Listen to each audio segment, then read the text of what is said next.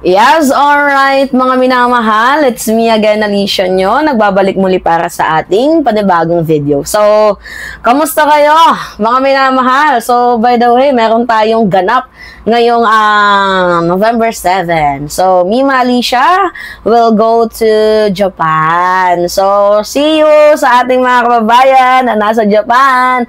But anyway, sige, meron tayong pag-uusapan kasi nakakatawa nga naman itong sinabi ni Senator Rodante Marcoleta na ano daw, napakabuting tao ni Orly Gutesa. Naniniwala ba kayo na mabuting tao si Orly Gutesa? I think mabuti siya dahil sinunod siya.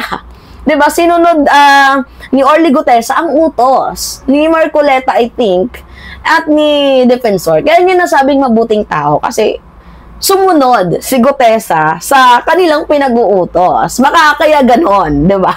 Mga minamahal. So, alright. So, sabi dito, sa aking palagay ay isa siyang mabuting tao. Sapagkat nakita ko sa kanya yung paninindigan niya. Paninindigan or takot sa inyo.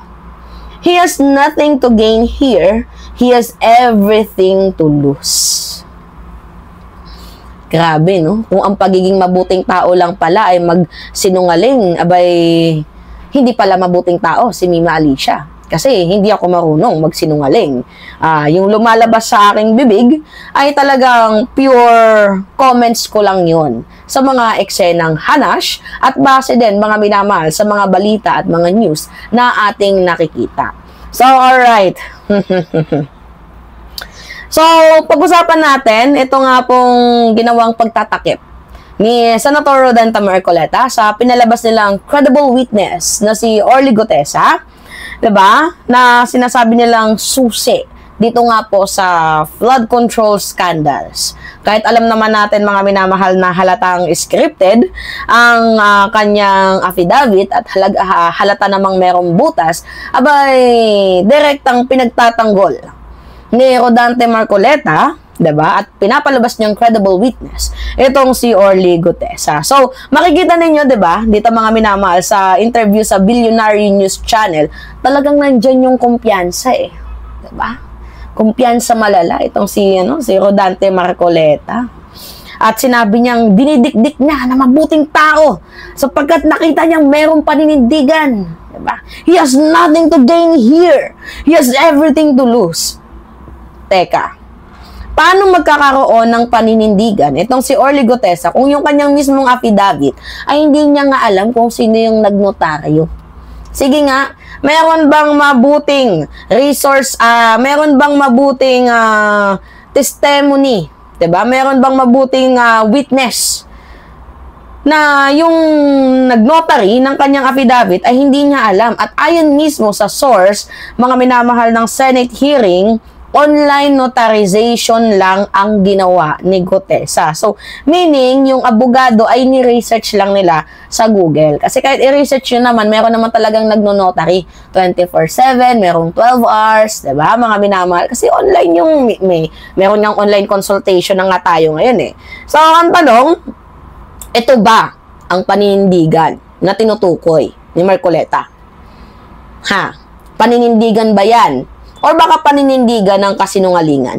At aminado na din mismo itong si Congressman Mike Defensor na sila yung nagdala kay Orly Gutesa, 'di ba, diyan sa Senado, at sila din ang tumulong para matapos ang kanyang affidavit. So, meaning to say, alam na ni Senator Rodante Marcoleta ang nakalagay sa affidavit bago pa lamang ito isalang sa Senate Blue Ribbon Committee. Kaya nga mapapansin ninyo na mas alam ni Marcoleta ang nilalaman ng buong affidavit ni Gutesa kaysa mismo kay Gutesa. 'Di ba? Mas alam ni Marcoleta lahat kaysa mismo sa nagte-testify, nagwi-witness. So, paano masasabi ni Marcoleta na he has nothing to gain here? O kung sila mismo yung nagdikta ng laman ng affidavit ni Gutesa. Ngayon, ito yung tanong, sino ba talaga yung totoong nag-gain? Si Gutesa or kayo? Tanong lang. Di ba mga minamahal? Si Gutesa ba or sila Defensor Marcoleta? Tapos palabasin ninyo na ang totoong may sala dito ay itong si Martin Romualdez. Yan ba yung goal ninyo? Ay nako mga minamahal, ang isala itong si PBBM at itong si Martin Romualdez. Hindi ba kapansin-pansin yung pattern mga minamahal na classic playbook ito ng mga DDS yung magkikreate ng witness tapos lalagyan nila ng script at ipupush nila yung kanilang drama. So parang ano ba, kung sa pelikula totally ano na yung nila may props 'di ba mga minamahal, may notary online, may affidavit na gawa sa Google Lawyer. Like soundbite parang telenovela, 'di ba? Kompleto rekado, matindi nga sana all. 'Di ba? Pero napagalataan, 'di ba? Pero sa likod ng lahat ng ito mga minamahal, ang totoo, walang basihan at walang legal standing or kahit man lang katiting na ebidensya ang ipinupukol nila dito kay House Speaker, na dinadamay nila kay PBBM. Wala talaga mga minamahal.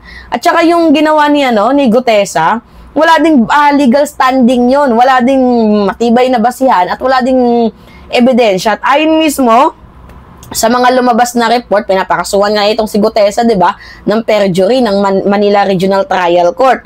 Kasi hindi nga sumipot sa DOJ. Biglang naglaho. Ba't naglaho kung talagang credible ka? Kung talagang naninindigan ka, bakit ka biglang naglaho? Yan ba yung mabuting tao na sinasabi ni Rodante Marcoleta? 'Di ba? If we will connect the dots mga minamahal, ang buong drama dito sa flood control scam na to ay ginamit lamang para sirain itong si Speaker Martin Romualdez para lumabas kuno ang katotohanan, 'di ba? Tapos ilabas ang pangalan ni Romualdez. Pero ano yung nangyari? Sa ICI sino yung nakasuhan? Sino yung pinapakasuhan ng ombudsman? 'Di ba si Jinggoy Cutie, Joel Villanueva, yung commissioner audit na tapos yung sa DPWH, si Zaldico. Sila yung mga nabanggit na pangalan. Nandun ba si PBBM? Wala. Nandun ba si Martin Romualdez? Wala. So, ang goal nila mga minamahal is talagang nyurakin yung mga taong kalaban nila. So, this is scripted and politically motivated. Yung kanilang ginawang buong operasyon na dapat sana supposedly yung Senate ay nagtetestify ng katotohanan. Abay, ginamit pa ang Senado para sa kanilang mga plano na mga kasinungalingan. Diba, nakakalungkot isipin, mga minamahal, na ang Senado ay nagamit sa kanilang peking drama, sa kanilang napakawalang kwentang drama. Diba? So, mapapansin natin na talagang meron silang ina-after dito sa eksenang ganap na to. And anyway, mga minamahal, dapat hindi pwedeng gawing excuse na mabuting tao lang itong si Gutesa, may paninindigan. Hindi pwedeng ganun lang. Dapat merong managot. Sa lahat ng ito. At kung sakaling involved nga itong si Marcoleta, kung sakaling involved nga itong si Mike Defensor, dapat makasuhan din tong mga to. 'Di ba? Kasi sila yung gumawa ng script na yan. Now, alright mga minamahal, pengi lang ako ng comments, likes, and share. And also, don't forget to click the subscribe and always hit notification bell para lagi kayong na-update sa mga video na ina-upload natin. Maraming salamat at ingat mga kababayan!